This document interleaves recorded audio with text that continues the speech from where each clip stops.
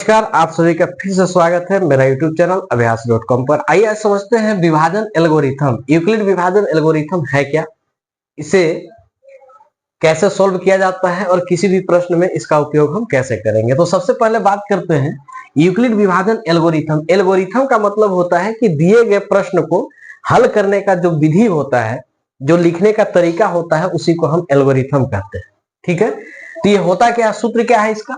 तो सूत्र है a बराबर बी क्यू प्लस आर, जहां r जो होता है 0 से बड़ा या 0 के बराबर और b से छोटा होता है। r का जो मान हमेशा आएगा वो कैसा आना चाहिए? तो 0 के बराबर आ सकता है, नहीं तो 0 से बड़ा लेकिन b से छोटा। तो सबसे पहले हम समझने का प्रयास करेंगे कि a क्या है, b क्या है, q क्या है और r क्या है। ठीक है, तो इससे थोड़ा सा भी नहीं डरना है, बहुत ही सरल है। आपने पहले से ही, हमको लग रहा है कि तीसरे क्लास से ही आपने इसको पढ़ा है, बस केवल रूप को बदल दिया गया है कुछ नहीं। तो आइए समझते हैं। याद कीजिए कि जब आप भाग सीखते हैं तो एक समझाया जाता है, एक प्रक्रिया होता है कि जब हम भाग बनाते हैं तो उसको जांच कैसे करते हैं। तो उसके लिए एक प्रोसेस होता है जिसको हम बोलते हैं भाज्य बराबर भाजक गुना भागफल और जोड़ शेषफल, जोड़ शेषफल। तो यहां जो यूक्लिड विभाजन एल्गोरिथम है कुछ नहीं है, बस यही है। कैसे? जिसमें भाग लगाया जाता है उसको भाज्य कहते हैं, जिससे भाग लगाया जाता है भाजक, जितना बार भाग लगाया जाता है भागफल, और जो बच जाता है उसको शेषफल कहते हैं। तो ए जो होता है ए भाज्य होता है, जिससे भाग लगाते हैं उसको हम बी यानी कि भाजक होता है, जितना बार भाग लगाते हैं उसको क्यू यानी भागफल कहते हैं, और जो बच जाता है उसको हम शेषफल यानी कि आर कहते हैं। यही है यूक्लिड विभाजन एल्गोरिथम। क्या है?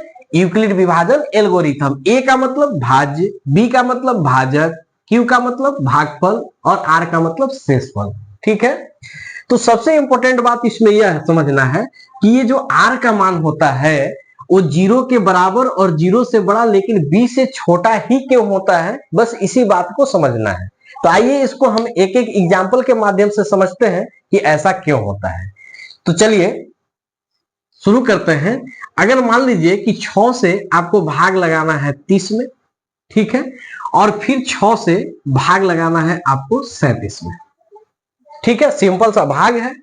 अब जिसमें भाग लगाया जाता है इसको भाज्य कहते हैं, जिससे भाग लगाया जाता है भाजक कहलाता है। ये दो तो चीज क्लियर है।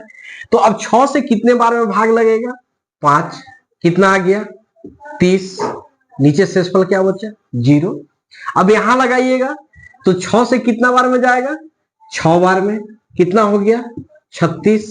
शेषफल 1। अब इसको अगर हम यूक्लिड विभाजन एल्गोरिथम से देखें कि इसमें क्या हुआ, तो देखिए जिसमें भाग लगाया जाता है इसको हम कहते हैं ए, जिससे भाग लगाया जाता है बी, जितना बार भाग लगाया गया क्यू, और जो नीचे बच गया उसको आर। यहां भी देखिए जिसमें भाग लगाया जाता है ए, जिससे भाग लगाया जाता है बी, जितना बार भाग लगाया जाता है क्यू, और नीचे बचा आर। अब यहां जो हमको समझना है बी और आर के संबंध को यदि आप समझ गए तो यूक्लिड विभाजन एल्गोरिथम क्लियर हो गया। अब जब देखिए यहां जब भाग लगा रहे हैं तो यहां आर का मान क्या मिला? 0 मिला, और यहां जब भाग लगा रहे हैं तो आर का मान क्या मिला? 1। ठीक है, यहां पे देखेंगे कि बी का मान कितना दिया है? 6। यहां भी बी का मान कितना है? 6। तो आर को समझे कि आर में हुआ क्या। तो आर जो होता है यानी कि जो शेषफल हमारा होता है या तो 0 होगा, ठीक है, या तो 0 यानी कि पूर्ण रूप से भाग लग गया तो 0 ही बचेगा। दूसरी बात कि आर में यदि कोई संख्या बचता है तो हमेशा b से छोटा होता है। वो हमेशा कैसा होता है? b से छोटा। क्यों होता है ऐसा? यदि मान लेते हैं कि यहां पे यदि संख्या 7 बच गया होता, यहां पे यदि संख्या 7 बच गया होता तो ये 7 जो है b से बड़ा है, यानी कि हमारा भाग जो है कहीं ना कहीं गलत हो रहा है। ठीक है, भाग क्या हो रहा है? कहीं ना कहीं गलत हो रहा है। तो हमेशा जो शेषफल बचता है वो जिससे भाग लगाते हैं यानी जो b है उससे छोटा ही होता है। तो एक कंडीशन में r का मान क्या हो गया? 0। ठीक है, दूसरा कंडीशन में r का मान क्या हुआ? तो r जो है वो छोटा है, r जो है छोटा है किससे? b से। तो हमेशा यही दो रूल को यह फॉलो करता है, जो कि हमने बचपन से हम लोग पढ़ते आए हैं कि जब भी हम भाग लगाएंगे तो जो शेषफल होगा या तो 0 हो जाए, यानी कि भाग पूर्ण रूप से लग गया, पूरा पूरा विभाजित हो गया, और नहीं तो जो शेषफल बचेगा वो हमेशा भाजक से छोटा होगा।